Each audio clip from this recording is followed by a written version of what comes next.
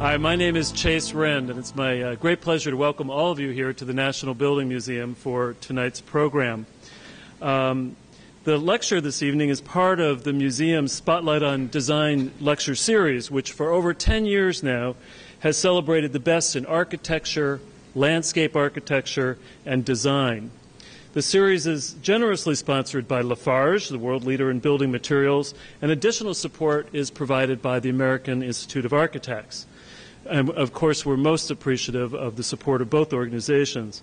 To say a few words on their organization's behalf, please first welcome David Delita, FAIA 2009 President of the Washington, D.C. chapter of the AIA, followed by Serene Jawade, Lafarge Director of Communications. David?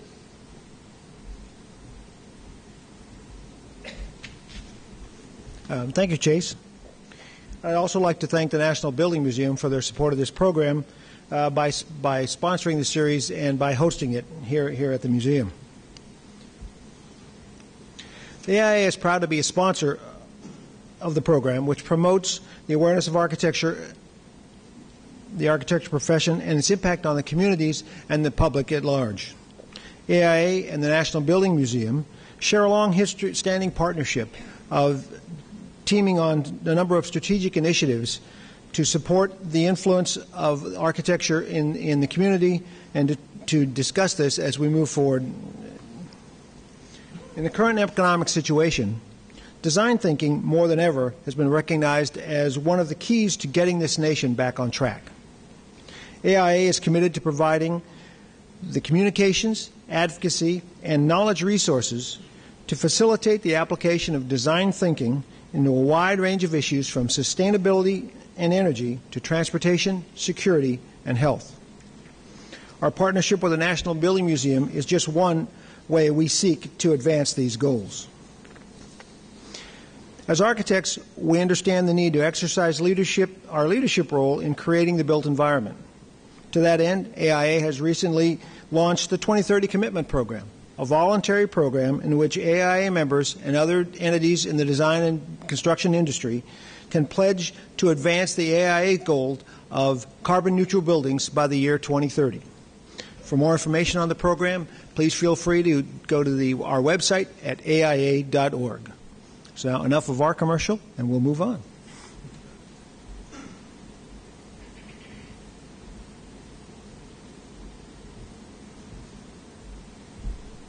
So now it's my commercial.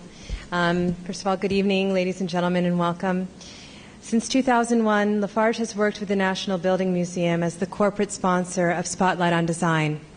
We've welcomed more than 30,000 guests and featured many acclaimed architects and designers from around the world.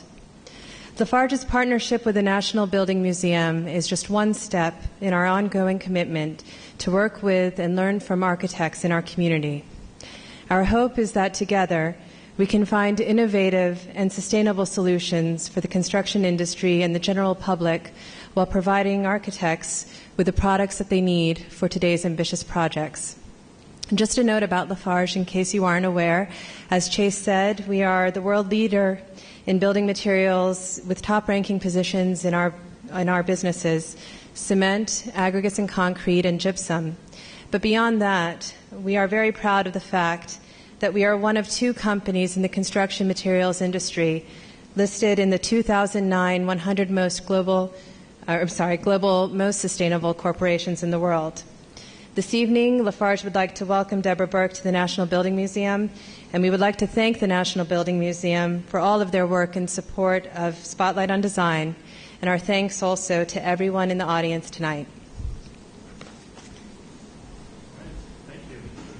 Thank you, David and Serena.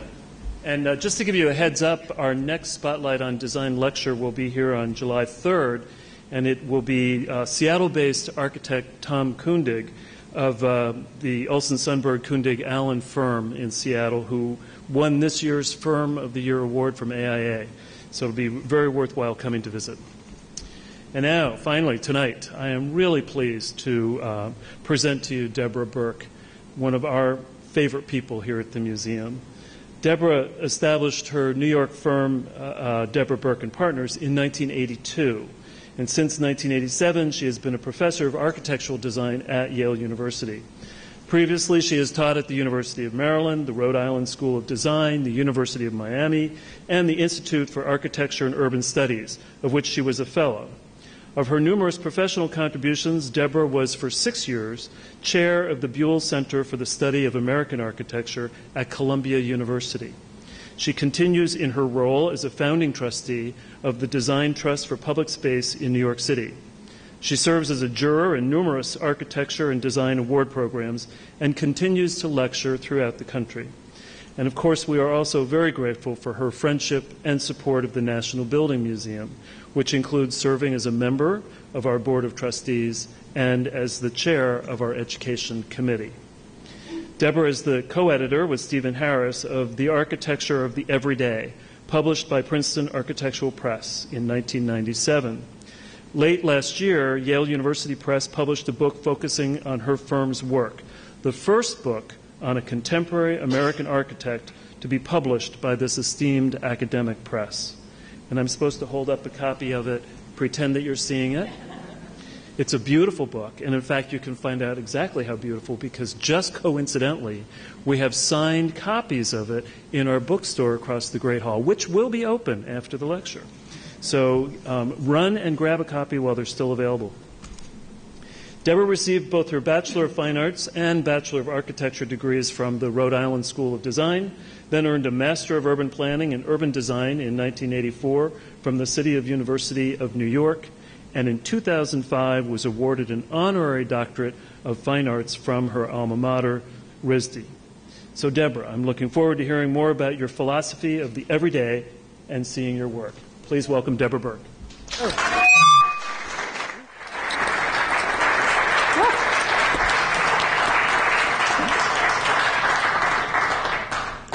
Thank you, Chase. That was really lovely. And to all my old and dear friends from the University of Maryland and my wonderful cousin, it is so great to be here. I love this. This sounds very odd to me. I love this building, and in all candor, now that I don't live in Washington anymore, I really love this city too. So thank you very much. Now let me see if I can master this technology. Okay. That explains it. Didn't happen on the test run, but okay. So I'll embrace the pirate look right now. Okay. And I have to apologize. I had to write my words down. I'm at the age where I forget everything if I don't write it down. So I have written down what I'm going to say. And apologies in advance for that. I'm going to talk tonight both about my work and my thinking that is behind the work. It's very much a thought process that's in process, perhaps better described as the development of a philosophy rather than the conclusion of one. Oops.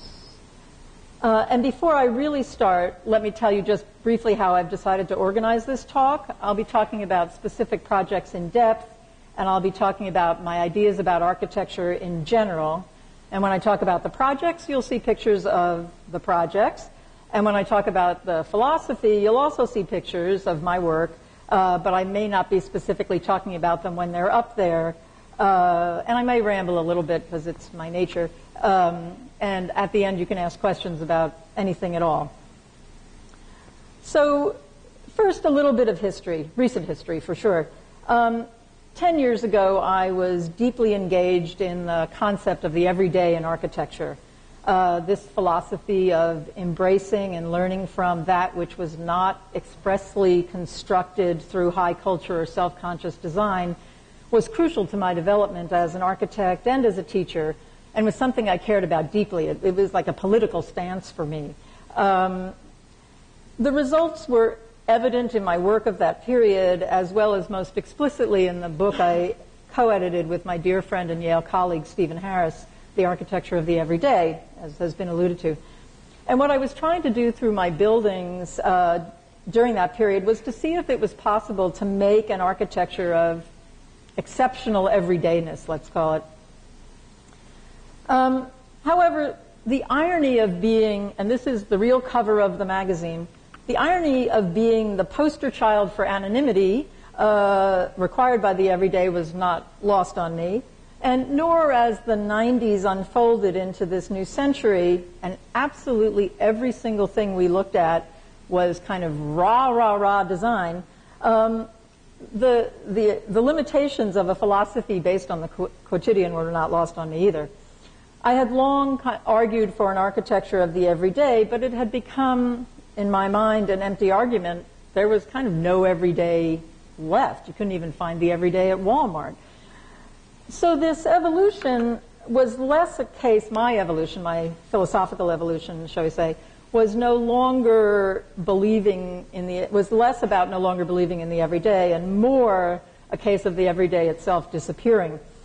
The world that had replaced the everyday world was no less authentic than what I had been inspired by and drawn to, but it was no longer everyday in the way that I had used that word, a kind of an everyday, my everyday, which valued the naive and innocent making of buildings by non-architects as an inspirational source. That world, that sort of side of the highway awkward beauty, particularly on the Jersey Turnpike, was mostly gone. We and it, the it being architecture and design, had all become too deeply self-aware, imitative, global, and famous. What remained of everyday architecture might still have been anonymous in its making and local in its condition, but it was no longer anonymous nor local in its references. And in this spread from Vanity Fair, let me see if I can figure out how to use this thing. You can see Zaha with the gold buttocks handbag right in the middle, and you think I'm kidding. And you know, the leonine Richard Meyer. I am up there cross-legged at the top of the photograph. So it was quite the time, and it was certainly not the time to be an everyday-ian. You may wonder what the economic conditions have done to the world that was expressed in the previous photograph, the world that I found overly self-aware and imitative and global. Some of you may already know. You've been laid off, or your projects have been canceled, or it's not quite as flush as it used to be. Zaha has claimed that her practice is recession-proof, God bless her, but Foster's office laid off more than 300 people, and Gary's Tower in Lower Manhattan has been cut from 76 stories down to 38 and might not be built at all. Short term, this is clearly a bad time for architects, but long term, we may actually be better off being forced to understand the potential benefits of frugality as a design tool. Certainly suits me. As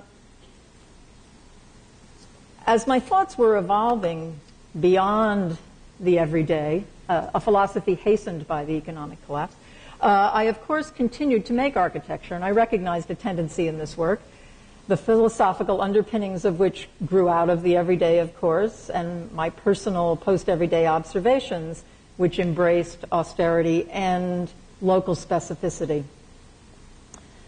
My new thoughts on architecture marry austerity with the title that was sitting up there, The Here and Now. It's about this time, which includes contemporary methods of construction, and as significantly as it includes the contemporary economic and environmental reality. It's about this time and any specific place as it could be expressed in buildings. The philosophy asserts that architecture must be both of its time and of its place. It in no way requires that the architect would be local. That, of course, would be a self-defeating argument for me to make, so I don't make it.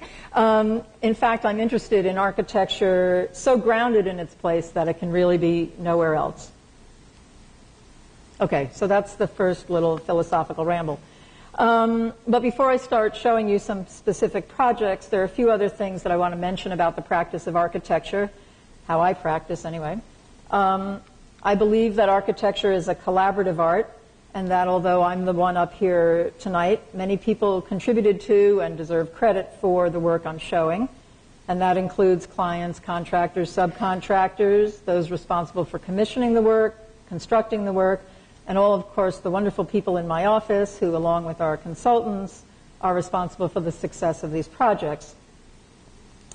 Key to our philosophy of practice is acknowledging the collaborative nature of the endeavor. I think being an architect is more akin to being a playwright than to being a painter. You are dependent on the skills and commitments of others for the realization of your work.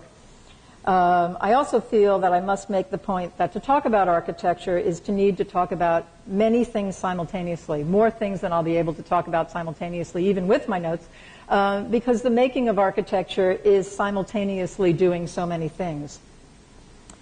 There's the, space, site, form, light, material, function, environmental responsibility, the making the image, the making the object, the poetry, the program. And then, of course, there are those other things like building codes, zoning codes, ADA, landmark districts, the irrational expectations of all too many, the conflicting expectations of all too many, and my personal favorite, value engineering. Architecture is all those things. So with that said, we're now going to look at a few projects. I'll tell you about the program and the materials, maybe tell you an anecdote about the client or a crisis during construction, and hope that through this wandering narrative and the occasional interventions of thoughts, that you will find a connection between the buildings and the ideas. Yikes, how'd that happen? Okay, sorry. The first project I'm going to show tonight is a very small house on Shelter Island, which is an island off the coast of the eastern end of Long Island. It's on a small lot and was built for an exceedingly small amount of money. It's a composition of solidity and transparency with a breezeway entrance. I guess you don't need me to point at that. You can figure that out. That makes one the experience of entering the house also be the experience of controlling the property, which slopes down and away into a kind of hollow. So for you architects in the room, you enter at the top of this plan. The master bedroom is the volume on the right. It was in the picture on the left previously.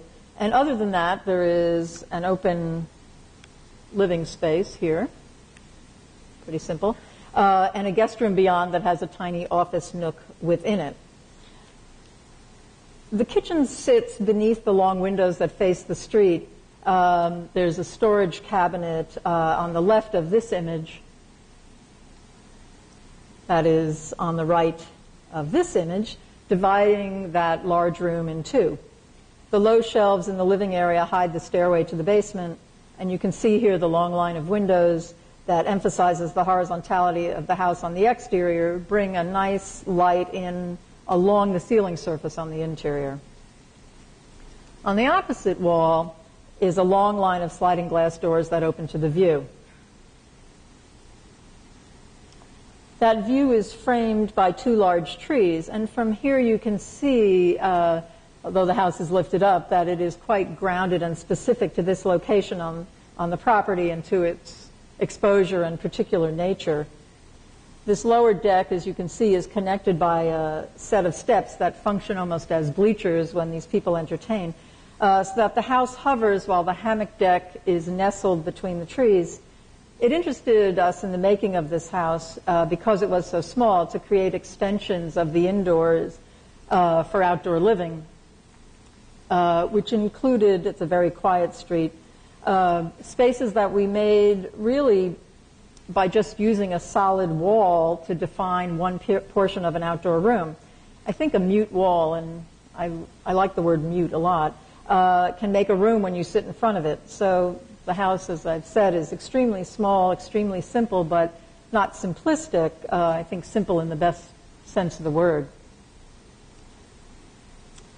Now, this is another house on eastern Long Island, also on a small and quiet road. And the goal of it is privacy. And when no one's home, it looks like this.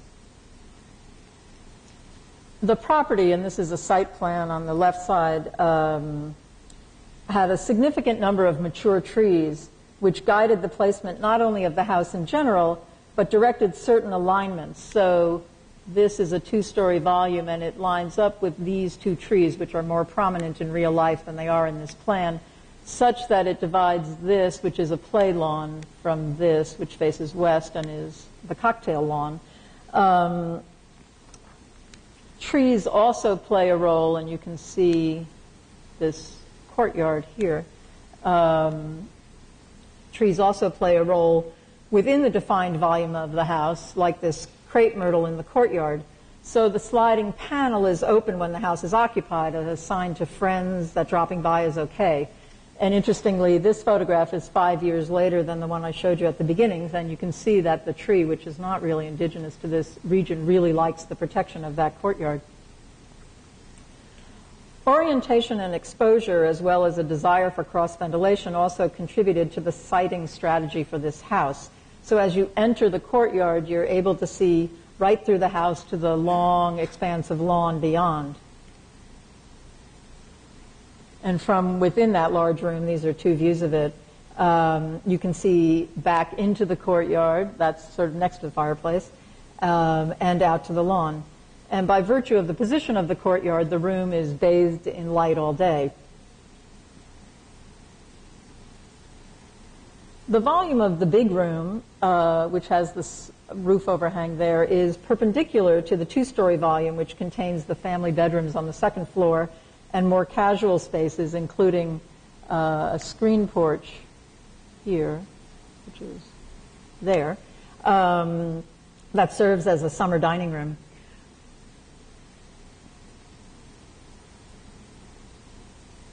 This is the back of the house, although it often serves as a front because it's what you see as you return from the swimming pool, which is well away from the house and not at all visible from it. It's a stark composition meant to be understood in concert with the trees, and this tree has now grown to divide it into a surface here and a surface here very intentionally. Within the house, there's a layering of views, whether it's from room to room or room through porch or room through courtyard. And as in the other house, there are places outside to eat and sit and relax that are shaped both by the position of the house and the position of the old trees. Those are working in concert. The house is stucco and cedar left to age naturally, and the previous house, the one on Shelter Island, is that same cedar with a pale translucent stain. Wood houses with surfaces either stained or left to age have a long tradition on eastern Long Island, from the first settlers to the grand shingle cottages to the vertically clad Gwathmey and imitators of Gwathmey boxes of the 60s and 70s. It is a vernacular material there, and one in continuous use, whatever the favored style of the moment might have been. This next house, and these are two aerial views of it, is in Fort Lauderdale. The property is an older residential part of town on a canal, this being the house and this being the canal. It's an odd lot. It's at the intersection of a street and a canal here, so it's an unusual shape, and it has too many fronts. Canals are not the best things to live on, actually. They're like wet streets with noisy boats. One of the things we did here, not unlike the house in East Hampton, was to preserve all the old trees, either by building around them, the truly significant ones, or balling and replanting the ones that we could save. And most significantly, we created two courtyards, one here and one here, which made private outdoor spaces protected from both the street and from the canal. The primary street elevation is mute, getting the theme here. There's both a desire for privacy as well as a significant desire on the part of these people for understatement, and I can tell you, this will be evident in a minute, this was not a low-budget job, unlike the previous two. And the palette of the house is evident at the front door: mahogany windows and doors and siding, stucco, and keystone coral blocks in important locations. Oh, didn't mean to do that. Okay. The property had much more of a section or slope to it than one might expect from a piece of land in this part of Florida, and we accommodated that by entering on grade at the street and then stepping down. Let's see if I can, right here in the plan. So that's the entry hall, and that's that flight of steps you see there in plan, into the main body of the house. These people have an extensive and really interesting art collection, as an aside. And what you see here up there is a window because we're above the rest of the building. So once you get down that half level of steps, you are in a long hallway that leads to the main volume. And in this image, which is taken from the kitchen eating area, you are looking back along the wall of what is the private courtyard. That's on this side, and here's the kitchen eating area.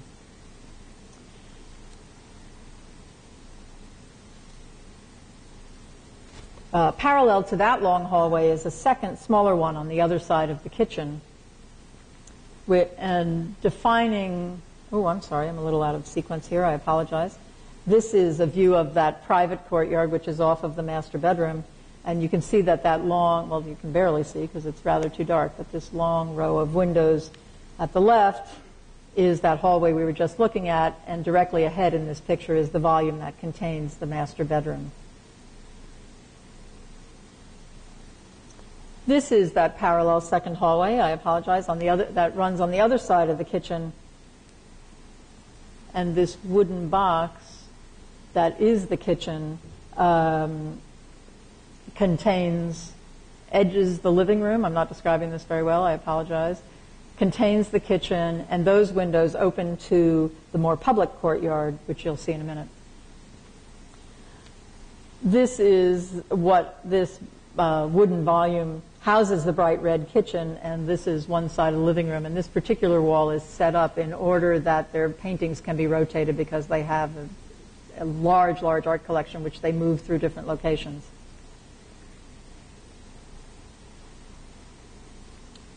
This is a view of the living room, and you can see that the panels for art are set within the gridded walls of glass, which is a recurring element throughout the house. It accommodates the art collection, as I said, and also psychologically controls both the views and this sense of how much light comes in. I mean, down here the sun is kind of blaring, not so desirable, and having this grid sort of foregrounds and makes the room defined and shields you a little bit from the light.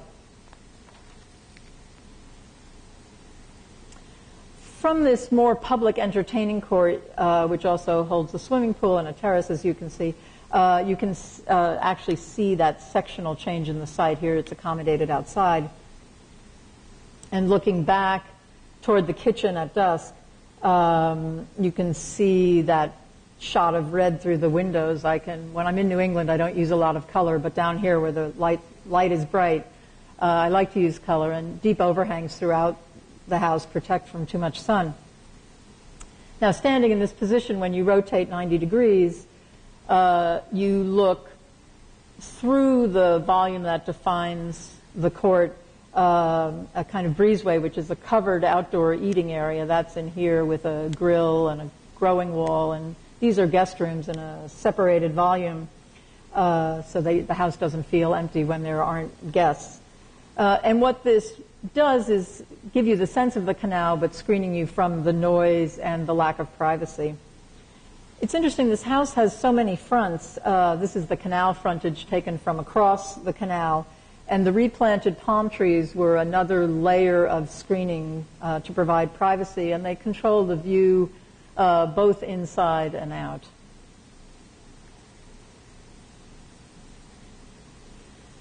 As you've probably deduced from the preceding projects, I often have the good fortune to work for people with a strong visual sensibility, and I often work for artists, which is really a pleasure. This is a loft in Lower Manhattan for a painter whose life's work, and this is no kidding, is the study of the color gray. Witness the paintings. And the loft serves as, let me just quickly explain this, as living space, which is here, gallery space, which is here, and workspace, which is here. He's represented, not surprisingly, I will tell you, by a gallery in Switzerland where his work sells very well.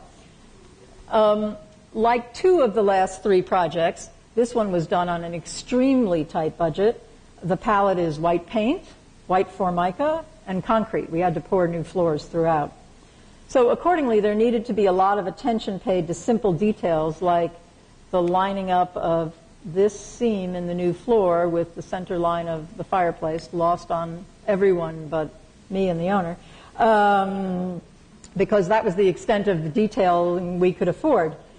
So taking you on a walk around the plan, this is a view from the living area into the gallery. And enormous effort, I should say, was put into the lighting of these walls so that you could appreciate the kind of luminosity of the paintings. And with your back then to this gallery area, basically turning right from this, having stepped into that space and turning right from this image, you look down into the length of the loft, which is the working area. Now I'm going to take a brief aside to tell you the process by which these paintings are made. It's rather amazing. He grids the canvas into weensy little squares, which are not visible when the painting is complete. And then for each square, he weighs dry pigment, X amount of black, X amount of white, and a molecule of green or blue or whatever he's studying at the time. And then he moves on to the next square and weighs it again with a slightly different amount of dry black and a slightly different amount, correspondingly different amount of dry white, and so on. Each, use a scientist scale, of course, and achieves the gradual transition that you perceive in these canvases. This is a quick look into the kitchen, and you'll notice that none of the functioning bits of the kitchen are visible until you actually get within it. And as you might imagine, there is no red wine and no ketchup in this household. Similar care was taken with things like the placement of the tile in the bathroom. And you can see, these are American Olean 6x6 tiles, the cheapest thing. We bought them at a warehouse. But every single tile was placed specifically. None of them were cut. So, this sort of, it was a strategy for linking the man and his work to the making of the architecture. And I just have to share this image with you because this is his closet. Perfect for an obsessive architect, right? Okay. So, having taken you to 4 residences, each to my eye decidedly modern and of this time, yet completely connected to their location, I'd like to return briefly to this argument I've been trying to build, this here and now thing, because I see this idea of sitedness as emphasizing the importance of place specificity, and toward that end it denies interchangeability. And I think interchangeability means a dumbing down, a one-size-fit-all approach, something that can work everywhere, anywhere. If there's something that can work anywhere and everywhere, it's because all those places have been reduced to their most common elements, which inevitably means eliminating the unique ones. The notion of things being of a place, did I miss a slide? I'm really sorry. The notion of things being of a place is called the vernacular by architects. And although I just used that word in talking about Long Island, I hesitate to use it often. I think, unfortunately, it's come to convey, in architecture anyway, something that's quaint, old-fashioned, and nostalgic. And I have no desire to make buildings that are quaint, old-fashioned, or nostalgic, but so that they can be anchored and ideally inimitable. The quality of building being inseparably of its site, let's say this is the strident moment, is an antidote to too many places being placeless, interchangeable, and unrecognizable, although seemingly familiar. A phenomenon that used to happen only in airports and malls now, unfortunately, seems to be ubiquitous. I think we as a culture have become kind of expectedness junkies. You think you know what everything's already going to look like. And I'd like to counter that because I think to do so is progressive, anti-cynical, and highly, small d, democratic. I don't think inevitability equals predictability. I think you can achieve freshness and unexpectedness through form, material, massing. That's not necessarily new while still making an architecture that speaks to and helps define what it is, the specific and unique qualities of a place and a program, and that place and program only. So back to a few more projects. This building is a branch bank in Columbus, Indiana. It is out on the Strip, and it is a tiny building in a sea of gigantic big box structures. It needed to claim its turf with a big and highly visible gesture. Here in the site plan, you can see the weensy little white building and the gigantic Kohl's and the gigantic Walmart and the acres and acres of parking lot. Banks in locations like this live and die by their drive-through banking lanes, and that became the driving force, I didn't mean that, behind this design concept, which is that the element that protected the drive-through transaction could also be the element that was the big sign for the building. So here in section, you can see how the big glass box there and there is a clear story volume giving a serious architectural sensibility to the banking hall, even though this is a 6,000 square foot building, while also being the cover of the drive-through lanes. It therefore somewhat equates, which was also a goal of ours, the two ways of banking. From your car or on foot face-to-face with the teller are both under the same roof.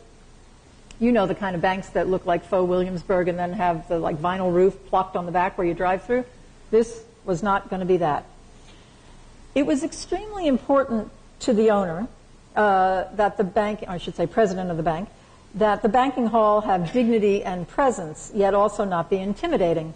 I like to keep things simple, and so although this was a very complicated building to build, I think that strategy of a certain level of non-intimidating grandeur is immediately apparent. It's a bank for locals, and there are several large factories of even larger footprint than the Kohl's nearby, and this is the branch where the workers of those factories bank. And the people at the bank, the president in particular, wanted his customers to be proud of this building. They have a history of doing good buildings, but to also feel comfortable in it. Like the building had to say, your money's safe with us, but you can still come in here in your factory clothes and steel-toed boots and feel comfortable. Sitting out among the giant buildings, we made this crisp set of two stacked boxes that sit cleanly on this unbelievably flat plane. The idea is that they tell you where to enter, and they also very clearly tell you where to drive through. The idea was that it have a clarity and a groundedness, and I'm delighted to say that it has become a major icon in this very small city. In fact, I think it's kind of become makeout central late at night because the glow that the box gives off has the appropriate romantic flavor to it.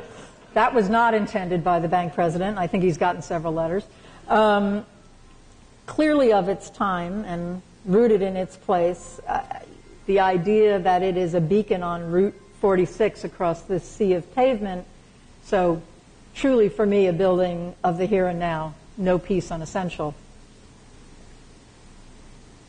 This is a small, not yet built project in Reedy Creek, Florida. This is the fire station in a design development stage, and Reedy Creek is where Disney World is, but this project is for their back of house. They have their own nursery, they have their own sewage treatment, they have vast storage areas and the like, and that area needs fire protection too.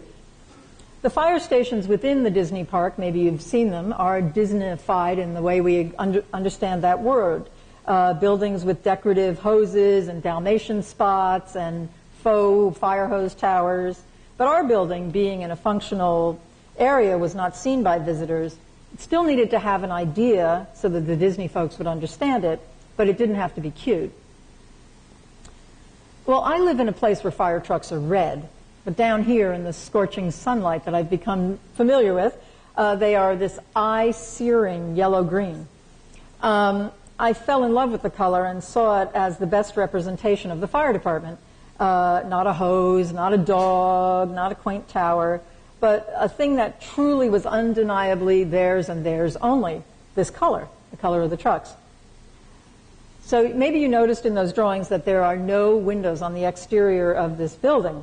And what I learned about firemen is, in fact, they are either, if they're not putting out fires, they are sleeping, watching TV, or eating. And they don't like windows. So we gave them this completely sort of sealed perimeter. There's the bunk room. This is the TV room. See the Barca loungers. And then we gave them an internal screen porch off of the kitchen for barbecuing, known in a courtyard in other vernaculars, but to them it was the screen porch.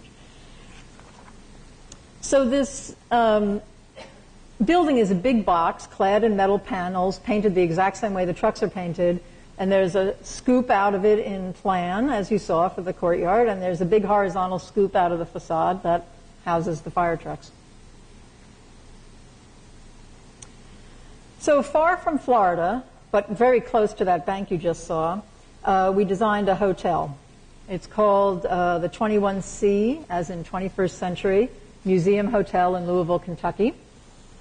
And I don't know if you know this or not, but downtown Louisville has the largest area of intact 19th century warehouse buildings after Soho in New York. And this project is actually 5 contiguous buildings. These are limestone, not cast iron.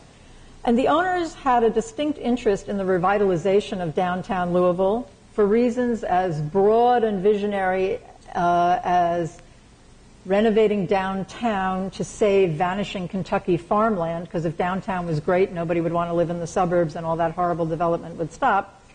2, on the other extreme, needing a place to put their enormous contemporary art collection because they were in a disagreement with the local museum, the Speed, over its location, which was too suburban for their taste. This diagram shows the 5 buildings, 1, 2, 3, 4, and this little one nestled in the back, 5, and how we introduced what became 2 stacked atria. As you can imagine, these long, narrow party wall buildings didn't lend themselves to being hotels because you couldn't get enough perimeter to have windows in every room. So we cut a giant hole out of the middle of the thing. Which was cool, I have to tell you. And all those beams that we took away became the wood here and the wood on this soffit. They were hickory beams, and they were gigantic. They had held up bales of cotton and bales of tobacco and stuff. So they'd been in the location of this building for more than 100 years. And building repurposing, as you know, and material reuse are both obviously sound environmental strategies. There's also a resonance to their presence in the building when you go in. So we opened up a long space on the ground floor, and that's this space here in plan is what you're looking at there, which is both a lobby and a museum gallery, and it is literally so in the property ownership and tax documents as well.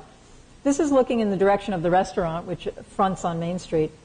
To meet current structural requirements, we had to bracket the existing delicate columns with new steel ones. So they make a long row down the center of this space, which suggests a route for viewing the exhibitions, which change constantly. They have a full-time curator.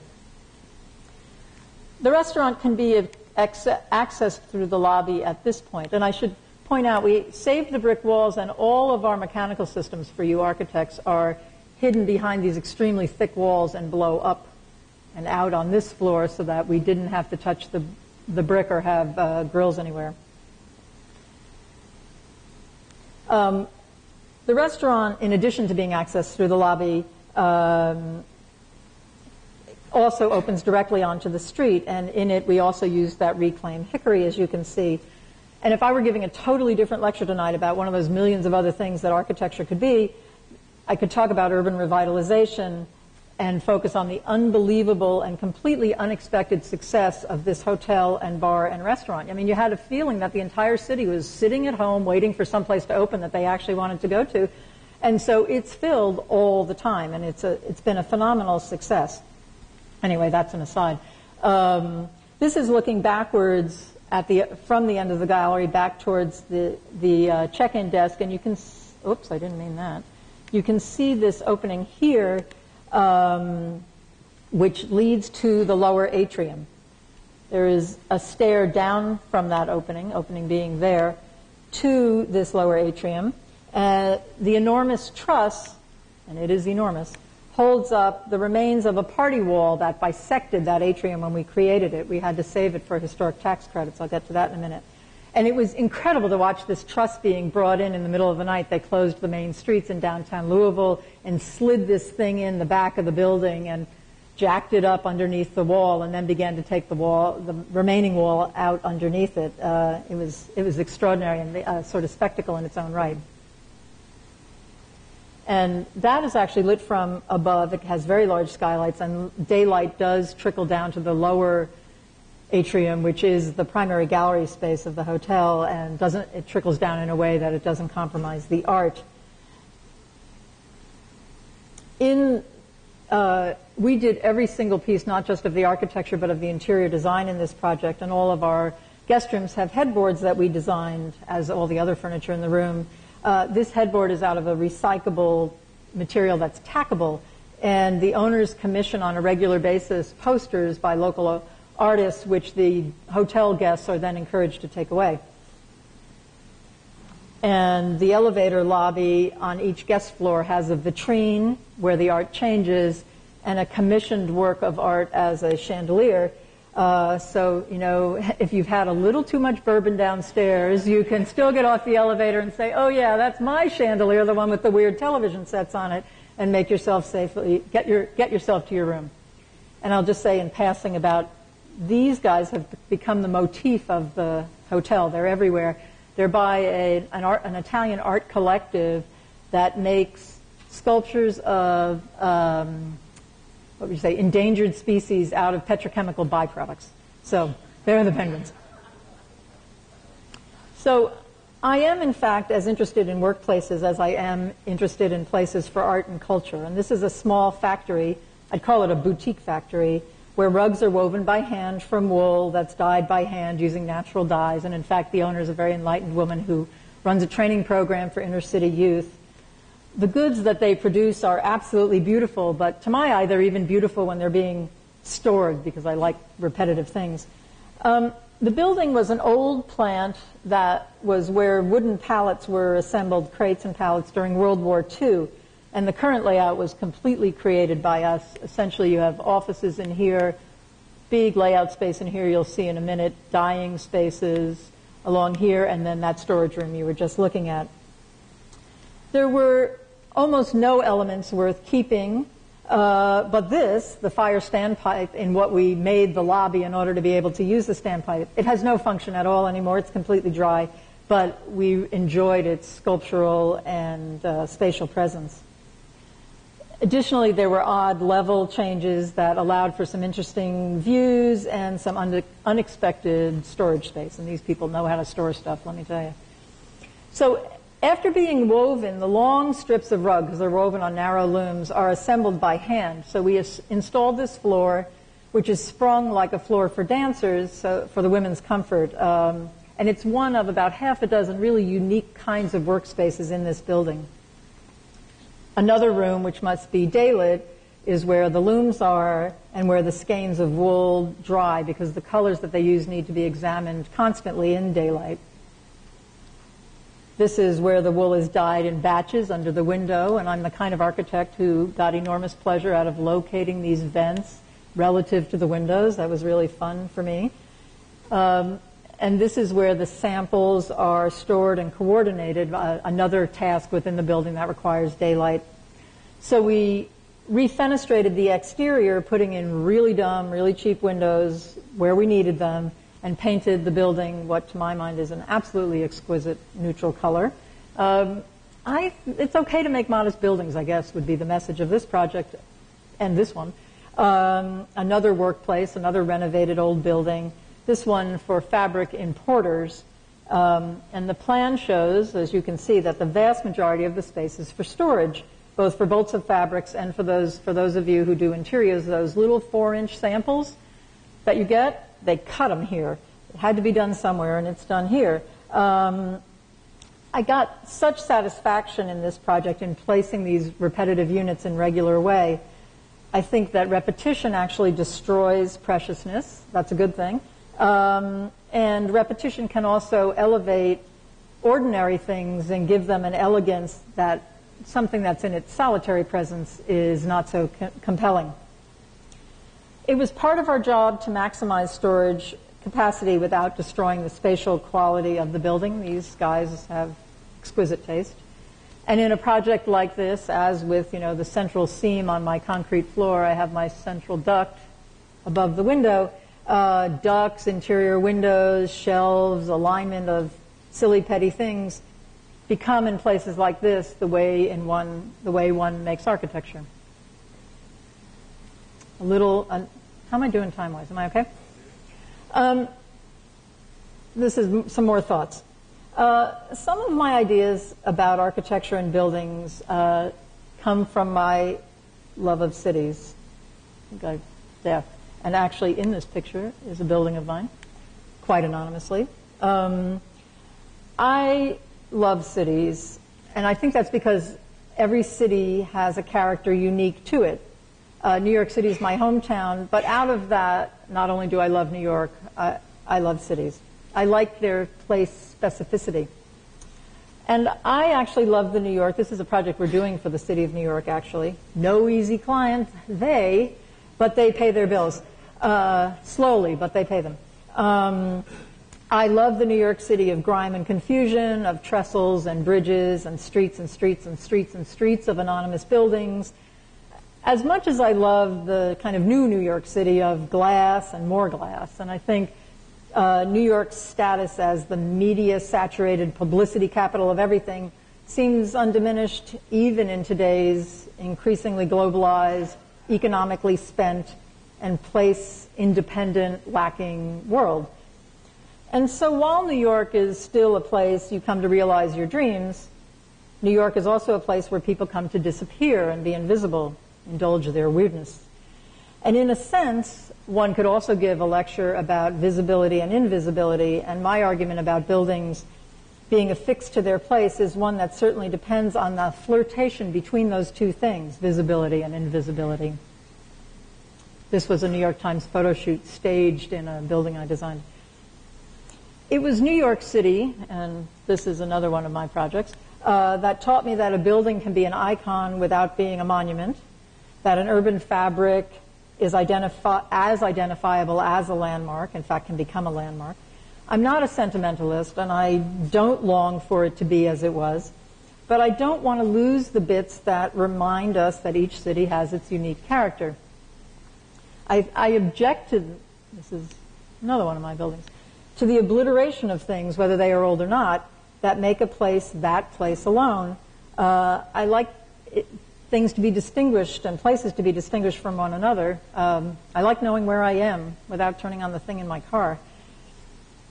So to get back to one of those buildings, this is another work environment in New York City. It's a simple building which we completely rebuilt. It's in the meatpacking district. It was a printing factory. The facade is an invention of ours within what was the existing wall. These people are the world's foremost photo retouchers. Every billboard you see, every magazine cover you see, they have manipulated digitally. They use software of their own creation. The office spaces within this building are collective thinking spaces for that software development, and these spaces are kept quite hidden from the clients who enter through these symmetrical front doors to find themselves. Now, I should tell you that this wall is a removable panel, which I'll explain in a minute. So you enter through the symmetrical door, you get to this space, and behind that removable wall is, so you've come in here, past the artificially beautiful women who sit here, past the removable, you don't ever get past the removable wall, but basically there are these big long tables here, and this is a humongo, wildly expensive printing machine that sends things out and down these tables. They don't do billboards or anything. They do large, beautiful things for photographers and for installations and things like that. A lot of their work is small, and a lot of it never gets printed at all, but just so you understand those arrangements of things. Anyway, the tables are the surface on which the large photographs are minutely examined. And so there are those tables, and you can see above them this soffit, which oops, how did I do that? Which here in this, did I get to the section? I'm sorry. I apologize for this. I'm losing control of this thing. Tables to building section. Thank you. So here's the ground floor where the tables are, and this sort of light shaft with these walls goes up through the building to bring light down into a building which otherwise has windows on only one wall. So this is the middle level where you can look both up and down. And this is looking down from the top floor, and you can see a photograph actually on the table at the bottom. And you can also see, it's interesting to be here. It's a sort of bizarre phenomenon where in this wildly high-tech place, people lean over the railings and go, hey, did you print that thing yet? You know, there's sort of no high-tech communication, low-tech communication, high-tech production. The large windows at the front of the building serve as the major client viewing rooms. This is where the clients get to go. And this one on the top floor has skylights. These images, it's so interesting, they're produced in darkness, but they come for their final test in daylight. And it's a building less of upstairs, downstairs, and more of front of building, back of building, natural light, no natural light, being the hierarchy, and the core is that void in the middle.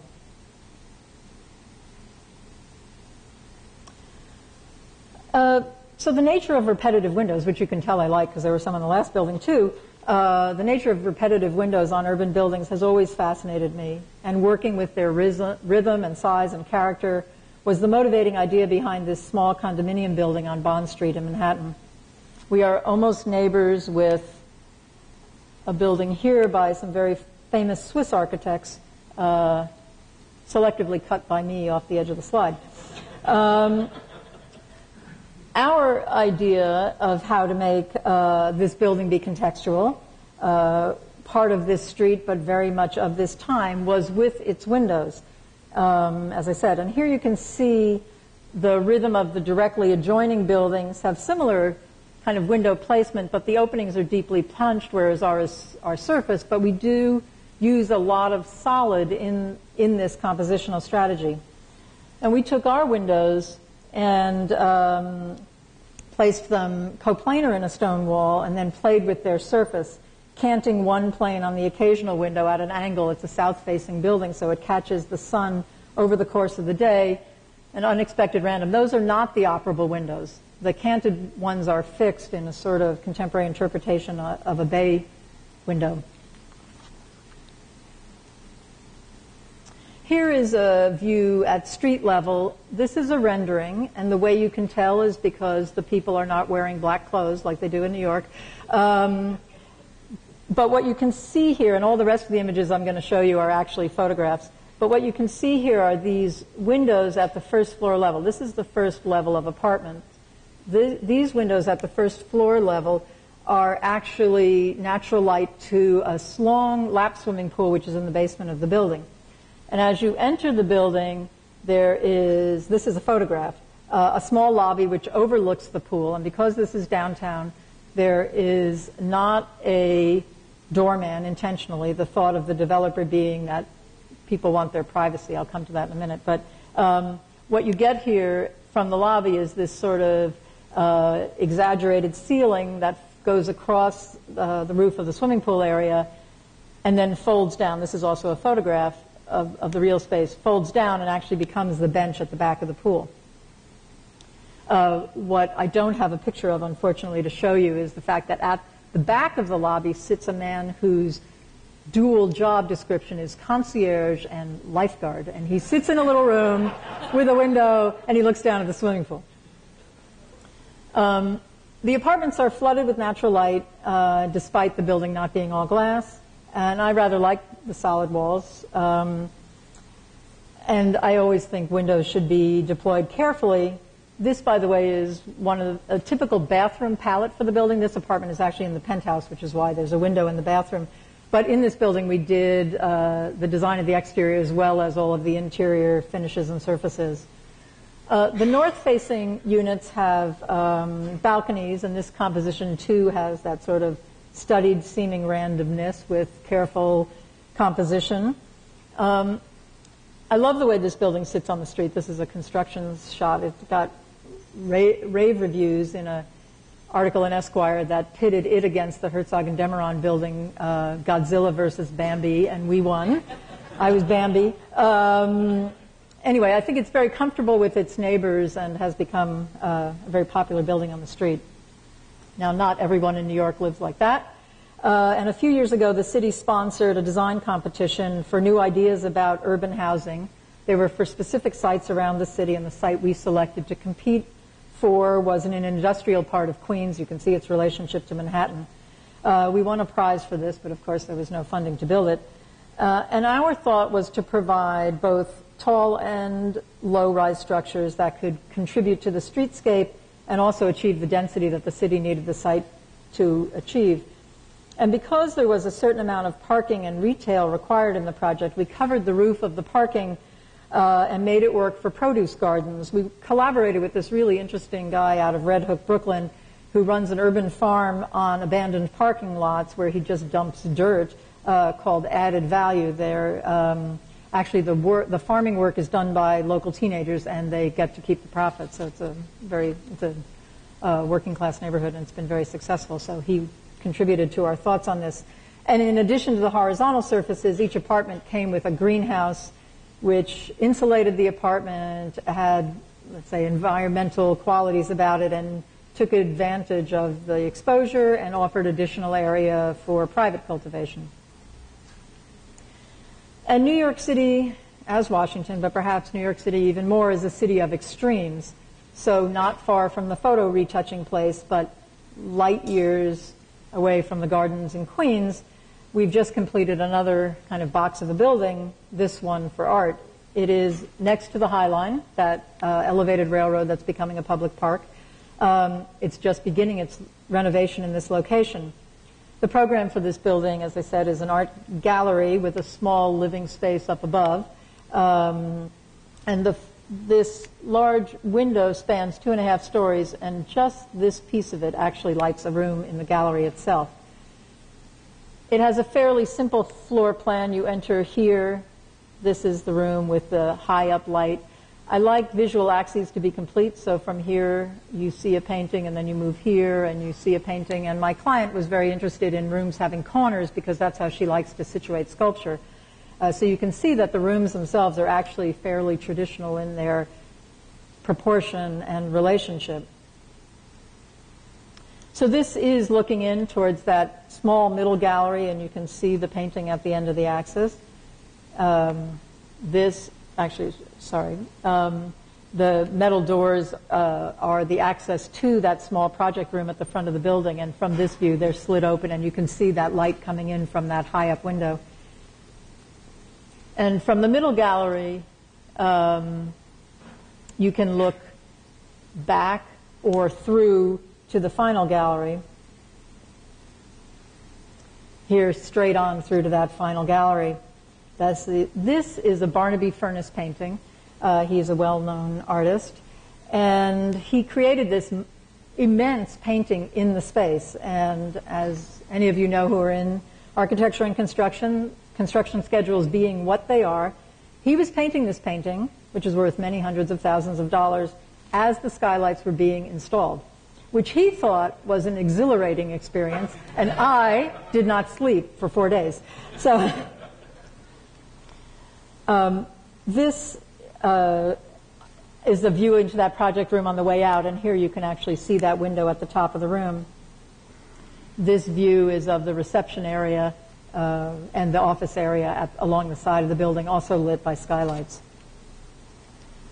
The building is made of a custom concrete block, white glazed brick, and corrugated galvanized sheet metal. The idea was that it would be completely at home in this transition neighborhood that's still part industrial, but becoming very much art gallery. Part of the city, part of its block, clearly able to be nowhere else. So I have now talked to you very rapidly and clearly exhausted most of you by describing 13 projects in some depth. They are different sizes, different scales, different programs, different locations, but hopefully similar in intent and idea. I love being an architect, and I believe in the power of architecture. And I believe in the power of architecture not just to transform, but to underscore, highlight, and direct. An architecture that includes but doesn't necessarily conclude anything. I think an architecture where buildings are not only of a place, but enhance and perhaps contribute to the renaissance of that place. I do buildings like this because it is, as I said before, resistant, dig in your heels response to banal, ubiquitous placelessness. Now, I worry all of my rants are beginning to sound a little bit like a campaign speech, but I am in Washington, so I'm going to seize the moment. What better place to campaign for architecture that means something? So I want to add one more thing, and then I promise you I will be done. And it's a series of thoughts about what's happening to architecture as a result of the current economic situation. The new era in architecture, shall we say, began to be noticed sometimes last fall when the world's financial markets imploded. The world of architecture as America knew it, boisterous new buildings, cranes on every skyline, unlimited budgets, and excessive and egregious career-defining buildings by some of architecture's most famous practitioners came to a screeching halt. An era of bombastic, willful, self-centered architecture has transitioned to a new sensibility that I hope will be the characterization of architecture from now on. So what does architecture need to become? Architecture must now embrace the aesthetics of austerity and make a virtue of economic necessity. Henceforth, it must be of function, of simplicity, composition, and quality, rather than expensive materials or structural gymnastics. Architecture must do more with less. The architecture of austerity is about utility. It's about rigor without being academic. Its aesthetic is simple, but not ordinary. It's an aesthetic of the inevitable rather than the predictable. The new architecture may be idiosyncratic, but above all else it will be progressive, an architecture that values social purpose and specific place. Promised improvements to our national infrastructure must have a vision for their physical presence, and I mean this really seriously. Indeed, the first step in defining our architectural future is to simply ask, what will the renovated America look like? While one should applaud the administration's commitment to spending on infrastructure, I personally am made nervous by the concept of shovel-ready, because it can only mean that not enough thought went into what it looks like. To paraphrase Einstein, one can't solve a problem with the same kind of thinking that created it. So why invest in more things created from the mold of the ugly, undesigned, focused on cars, sprawling mess that's been our infrastructure legacy for the past 50 years? Infrastructure is important enough for us to care about its physical form, and that requires a stunning shift. It means talking about parks and hospitals rather than access roads to greenfield developments, schools rather than highways, and soaring train stations rather than mundane road repairs and widenings. It means broader and more socially encompassing vision for infrastructure than pavement and power plants. It means including what is required by citizens of a civilized country: green open space, schools, libraries, and housing. The list of what infrastructure is must be expanded to enrich its aesthetic potential. Financial constraints can show people the beauty in projects that come under the prosaic rubric of infrastructure. These projects should become their town, their city, their state, their place, their here and now, and the future. Infrastructure deserves an aesthetic and one that exalts austerity. I say think back to basics with a twist of social responsibility. It argues for diminished consumption, voluntary simplicity, and austerity, a metaphorical groundedness, and a literal one as well, the here and now. Thank you very much.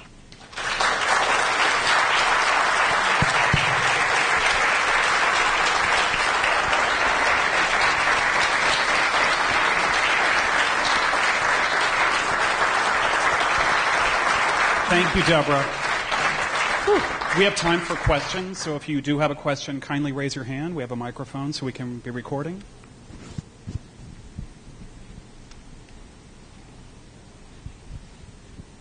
So, can you tell me what's inside that box right there? Is that that's an enclosed space, is it not? Only half of it is actually weatherproofed.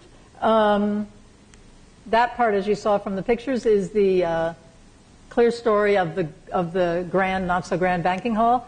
And this houses the pneumatic tubes that move the money back and forth.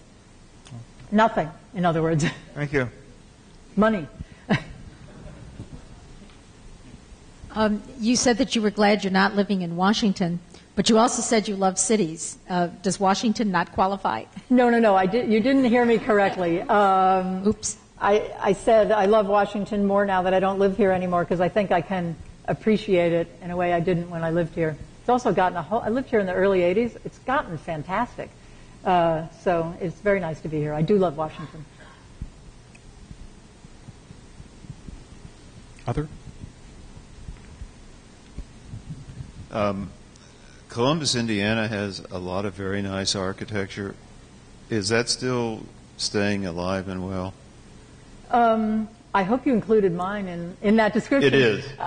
Yes, the program by the Cummins Engine Foundation still functions. I think they're building less these days for all the same reasons everybody else is building less. I know that Bill Ron was selected to do an elder center there. So there are things happening like that. Yes, the program still exists. And they're spending a fair amount of time maintaining and restoring the buildings that are now 40 and 50 years old. Other questions? I had one, actually. There was a guy over there. Oh, here we go. One of your projects had a lot of exposed steel. How did you deal with fireproofing? You mean the one in Louisville, Kentucky? It was a negotiation with the fire marshal, and it's heavily, heavily sprinklered, both the atrium above it and the one that you're in. We couldn't make the upper atrium habitable because of the steel, though. Kind of as a follow-up to that one, Deborah, I wonder if you could say a little bit more about the significance that 21C, or the role that 21C played in sort of the revitalization of downtown Louisville. Or are you from Kentucky? I'm not, no, but I've seen a documentary on Louisville, and that hotel featured prominently.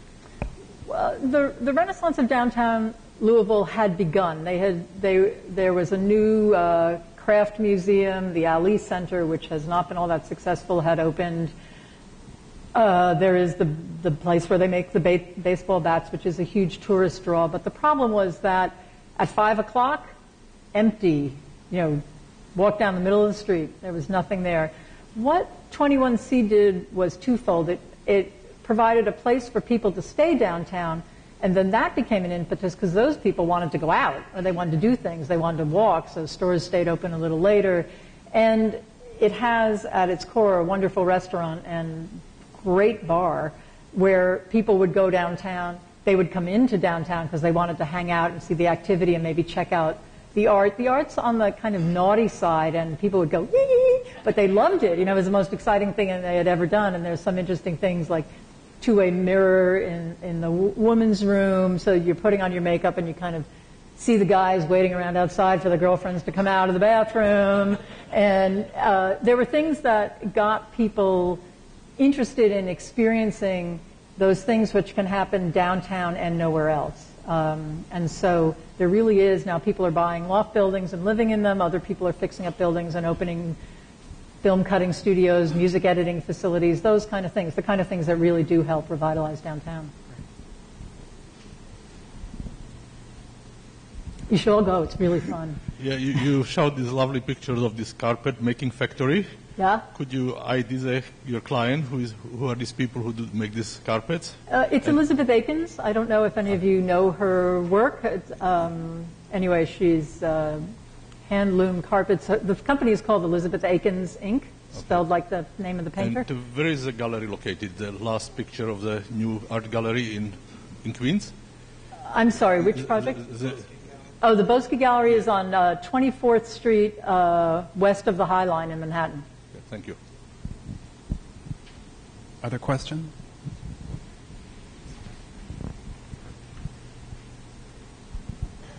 I was just wondering how the change in your own perspective that you described, how has that affected the way you think about educating architects? I don't think it's actually my own work and the way I teach. I've been teaching for a really long time. Have never really been that similar. I have no desire for my students to be mini-me's. I've always taught, and some of my wonderful former colleagues are here, and I'm really happy to see them all. And I think we share this a bit. We've all always taught with the goal of making the student find their own voice and then be their own best self-critic so they can make the best world possible. When I was coming up through architecture school, you kind of perceived, at least because I went to art school maybe, that you had this idea that sort of came up from your belly and landed on the paper, and you never thought about it and you never questioned it. And I think what all of us are trying to do through our teaching is to have our students understand that architecture is a reiterative process where you put something on the paper and you criticize it yourself and you back and forth with yourself make it better. So my changing shift, it has changed my seminars, but not my studio teaching at all. Here you are.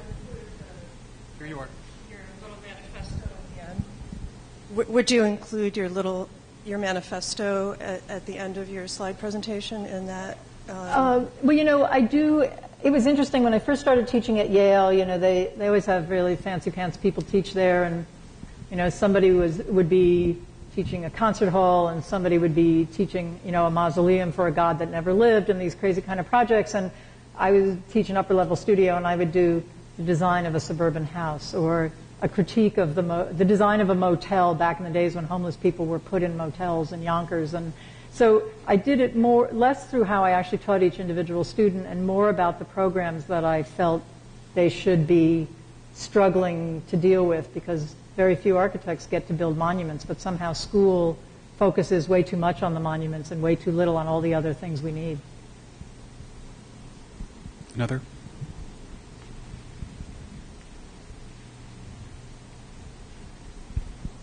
Deborah, while we're talking about manifestos. Hi, Leonard. Hi, Deborah. While we're talking about manifestos, I wanted to ask whether your spirit of optimism about the future and this time of austerity causing us to be more creative and more thoughtful about what we're doing is something really new or something just reminiscent of some of the same words that we have heard during every recession that I can remember since the mid-1970s when you were in grade school. You're kind.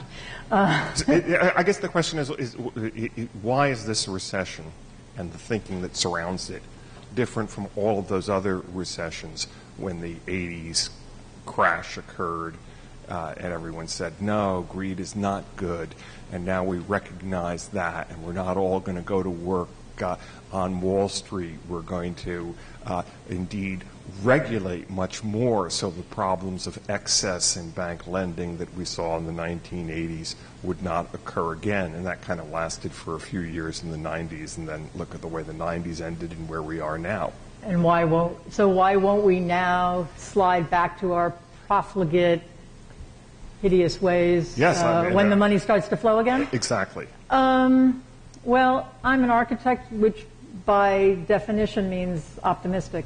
So I hope you're not right. I'd like to believe that this one is deeper, more profound, that the issues of the climate conditions are vastly more significant and recognized by many more people, and that the lesson, will it last forever? Probably not. But can I look at somebody like my 87-year-old mother who still lives every day with her Depression-era values, and I mean that as the most complimentary thing I can say about my very wonderful mother.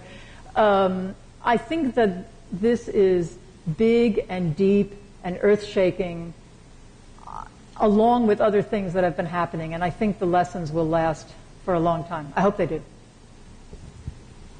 Another question?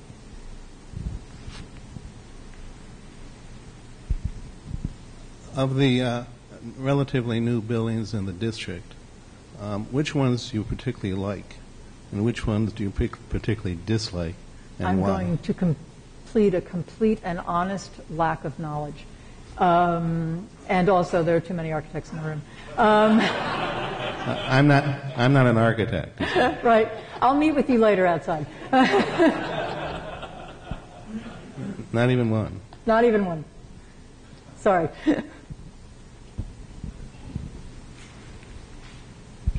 Concerning climate conditions in the house in Florida on the canal, were there any special hurricane or flooding related requirements that were taken into account there, and how did you deal with those if there were? Good question. No, the house has no basement, obviously. Almost nothing in Florida does. Other than that, it is above the floodplain requirements. Actually, the gridded windows, which we used as I said, a kind of compositional device and a way to create more wall space within the rooms, was a response to the hurricane how we address the hurricane requirements, which is to keep the size of the pieces of glass quite a bit smaller. And one of the hugely frustrating things about that project, because it takes a long time to get things approved for their hurricane rating, we wanted the doors to be solid and be part of and sort of hidden within the pattern of the vertical boards. We had to actually buy glass doors that had been approved by the state of Florida and then clad them in the wood because they wouldn't accept our wood doors as being hurricane resistant. Yes, the absurdity of the bureaucracy. Hi, Tom. It's very loud. One of the things I really used to love to hear you talk about was the quietness of buildings or the quietness of the work that you make. And tonight you used the word mute repeatedly. Yeah. And I'm wondering if there's a difference in your mind between what was quietude before and what is mute now. I think I'm just getting... Or is it the same thing? I'm just exaggerating more in my old age. Tom was my student many years ago. I don't think there's that much of a difference. I think I'm probably more prone to hyperbole now. Another question? Okay. Deborah, thank you very much. You're very welcome.